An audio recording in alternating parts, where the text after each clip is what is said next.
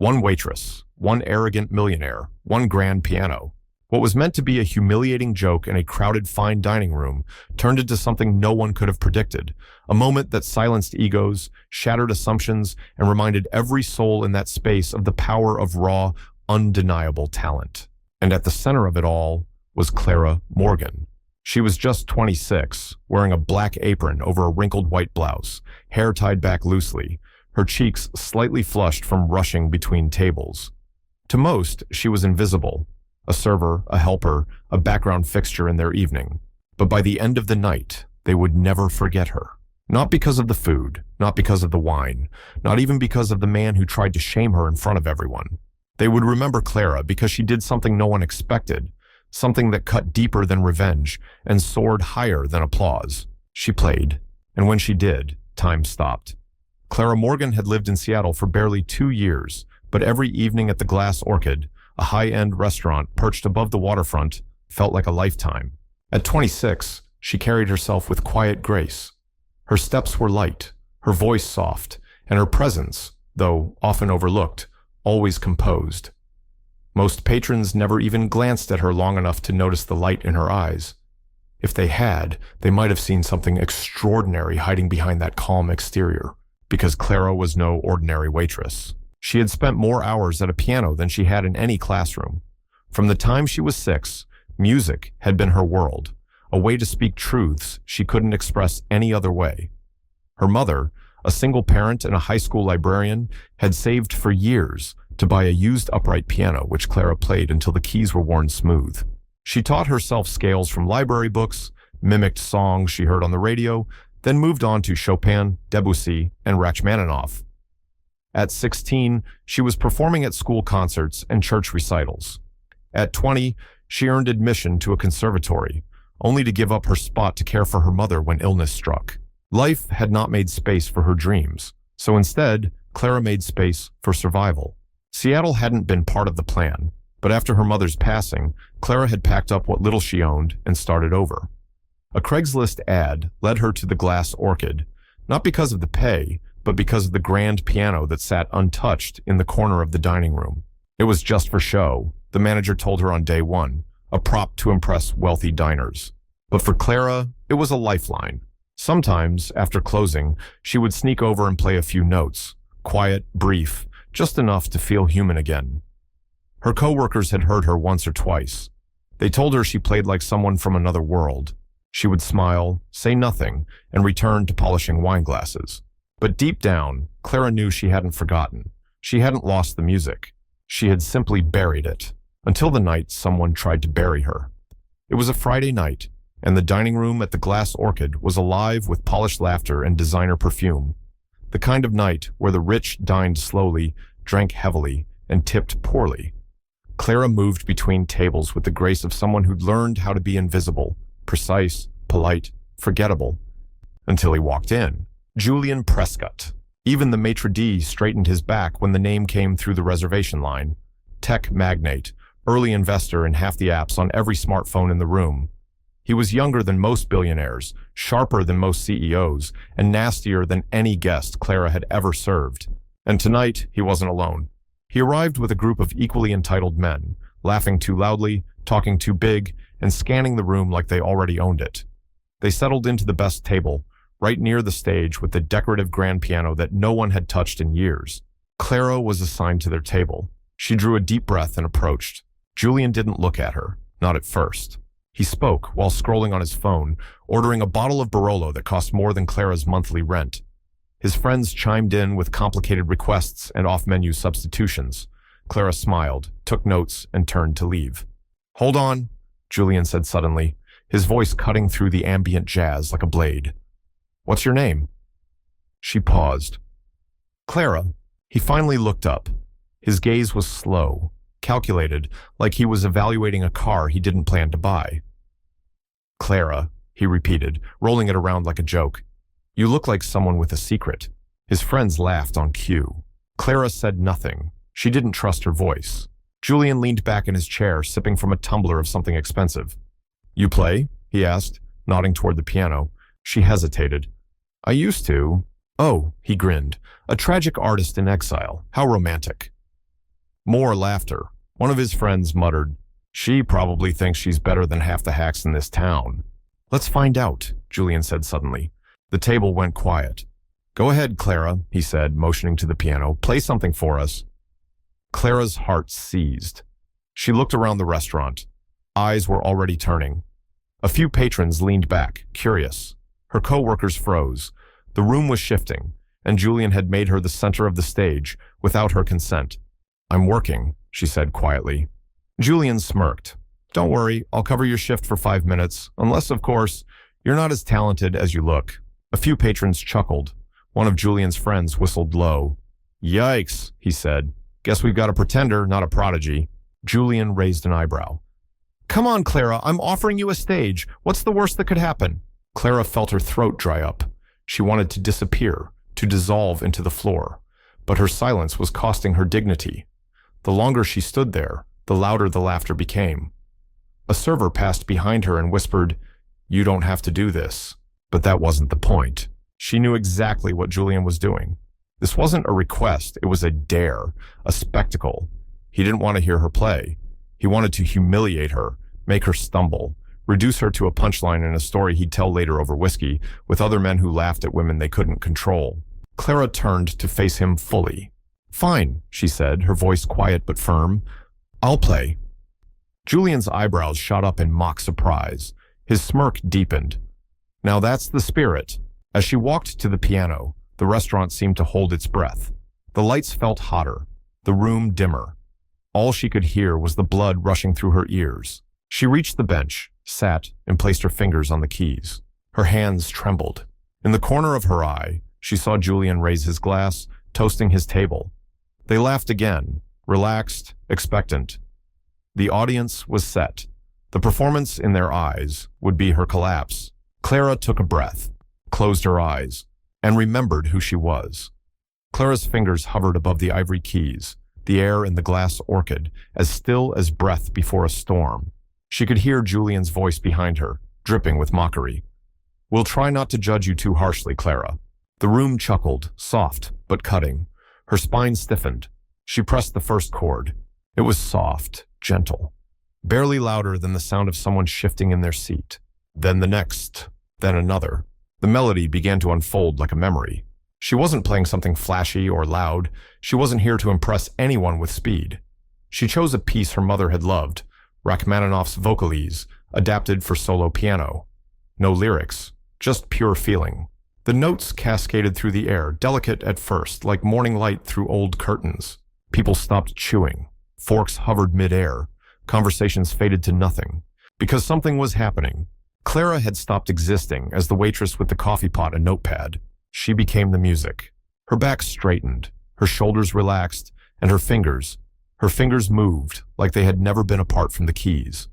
Like this grand piano was always meant to belong to her. Each note pulsed with emotion, bitterness, grace, hope. As she played, images bloomed in her mind, her mother humming softly while folding laundry. Rain tapping against the kitchen window. The day she got accepted to the conservatory she couldn't afford, the scholarship that fell through, the nights she played her old upright until her fingers ached, while the city outside forgot she existed. She played all of that. She poured every heartbreak, every sacrifice, every unspoken truth into those keys. And the room listened. No one dared interrupt, not even Julian. Especially not Julian. When the song shifted into its swelling middle section, her hands danced across the keyboard in spirals of emotion. The chords richer now, deeper. A voice in the dark, finally allowed to speak. The energy in the room changed. No longer a crowd waiting for failure. Now an audience leaning forward, spellbound. Even the kitchen doors had gone quiet. The chefs and dishwashers peeked through, their tasks forgotten. Waiters and patrons alike stood rooted in place, faces softened, brows furrowed, not in skepticism, but in awe. And at the center of it all sat Clara, this 26-year-old woman with trembling hands and an iron will, making every single soul in that restaurant feel something. When the final notes arrived, they came not with a bang, but a whisper, a slow, fading descent into silence. Her fingers lifted, and for 3 full seconds, no one breathed. Then the room exploded. Applause, real, raw, thunderous applause. Chairs scraped back. People stood. A woman near the bar wiped tears from her eyes. A man in a tailored suit, someone who hadn't said a word all evening, clapped with both hands raised. Even the executive chef stepped out, nodding with the reverence one reserves for rare wines or divine intervention. But Clara didn't move. She sat still at the piano, her breathing shallow, eyes lowered. Not because she was ashamed, but because the weight of what she had just done was only starting to settle. She had given everything, not to prove Julian wrong, but to remind herself that she still existed. And then, reluctantly, she turned around. Her eyes scanned the crowd. Strangers, co-workers, even the restaurant manager stared at her like they were seeing her for the first time. And Julian? Julian Prescott was no longer leaning back in smug amusement. He was seated stiffly, his drink untouched, his fingers interlaced in front of him. The smirk was gone. In its place, discomfort, embarrassment, and something else. Something unfamiliar to a man used to controlling every room he entered. Respect. He stood slowly, as if unsure whether to clap or retreat. Then, after a long pause, he did neither. Impressive, he said, his voice a bit too loud. Didn't expect that. The applause began to fade, replaced by murmurs and quiet whispers. Clara stood. She offered a polite nod, not to Julian, to the others, the ones who had listened with open hearts, to the ones who had heard her. She made her way back to the kitchen, head high, cheeks flushed with something deeper than pride, release, freedom. She had walked into Julian's game and rewritten the rules. Not with money, not with power, but with art. And not a soul in that restaurant, not even Julian, would ever forget what they'd just witnessed. The rest of the evening moved like a slow tide, washing over the glass orchid with a quiet reverence. Conversations returned, but they were softer now. Diners lowered their voices, as if the room still echoed with Clara's final notes. Clara returned to her post behind the bar, but something had shifted, not just in how others saw her, but in how she carried herself. Her steps were steadier, her shoulders looser. A woman who had once blended into the wallpaper of her workplace now moved through it like she belonged, like she had always belonged. Coworkers greeted her with quiet nods and small, proud smiles. "Didn't know you had that in you," one of the sous chefs whispered as he passed. "You've been hiding this from us?" another said, shaking her head, half in awe, half in mock reproach. Even the restaurant manager, typically reserved and businesslike, approached her near the service station. "We're rethinking our Saturday entertainment roster," he said, clearing his throat. "If you ever wanted to play here for real, paid of course." Clara offered a soft, stunned thank you. She wasn't sure what surprised her more, the offer or how natural it felt to say yes. But not everything had softened. As the night wore on, Julian's table grew quieter. His usual bravado had vanished, replaced by a stiff kind of small talk and sidelong glances that avoided Clara completely. When she passed by to drop off a receipt, he looked up, tried to smirk, but it died before it reached his eyes. He didn't say another word to her. He didn't need to. He'd come for a show. He got a lesson. When Julian finally rose to leave, he adjusted the cuffs of his tailored blazer with mechanical precision, avoiding eye contact, as if she had become a mirror he couldn't bear to look into. His entourage followed behind, subdued and silent. The man who once commanded attention with every step now blended into the shadows of the doorway. But Clara wasn't watching him. She was wiping down a table near the window, lost in her own thoughts. And for once, those thoughts weren't soaked in regret or what-ifs. She was thinking about the piano in her apartment, about how she hadn't touched it in weeks, maybe months, about how, tonight, something inside her had been reawakened. A man at a nearby table, middle-aged, silver hair, quiet eyes, stopped her on his way out. "Miss," he said gently, "I used to teach at Juilliard. I've heard hundreds of performances, and what you did tonight, that was special." She blinked. "Thank you," she whispered, stunned. He handed her a card. "If you ever want guidance, or even just someone to listen, call me. Don't let that gift go unused." She stared at the card for a long moment after he left. Her gift. For so long, it had felt like something she had to put away, an indulgence, a fantasy, a thing for someday. But now, here it was, in her hands, a quiet, pulsing truth. She had something the world needed to hear. Later that night, after the kitchen had closed and the last patrons had wandered out into the Denver chill, Clara stood alone in the corner of the dining room. She placed her hand gently on the grand piano's lid, feeling the grain of the wood, the warmth that still lingered from her touch. The moment had passed, but the memory of it, the strength it had uncovered, was hers to keep. She had faced humiliation and turned it into revelation. She had been reduced to a waitress and risen as an artist. And the most powerful part of it all, she hadn't done it to prove anyone wrong. She had done it to remind herself she was right. Right to keep going, right to believe, right to hope. As she turned off the lights and stepped out into the night, the cold air brushed against her cheeks, but she barely noticed. Her mind was already elsewhere, dreaming again. The lesson wasn't just for Julian Prescott or the well-heeled diners of the Glass Orchid. It was for everyone who's ever been underestimated, for everyone who's been told to stay in their lane, and especially for those who've dared to believe that their passion, no matter how quietly held, still matters. Because sometimes the loudest thing in the room isn't a voice, it's a melody. The next morning, Clara Morgan sat by the window of her tiny apartment above a bookstore on Colfax Avenue. A cup of lukewarm coffee rested on the chipped windowsill beside her, untouched. The sun was just beginning to rise, casting golden streaks across the Denver skyline. But Clara wasn't watching the light. She was remembering the night before, not Julian's mockery, not the silence that had followed his smug challenge, but the moment her fingers touched the keys, and the silence broke. In that instant, the version of herself she had long buried, the musician, the dreamer, the girl who used to believe she could move people with a melody, came back to life. And she wasn't just back. She was unstoppable. What changed? Nothing and everything. Because Clara didn't suddenly become more talented in that moment. She didn't learn a new skill overnight. The gift had always been there.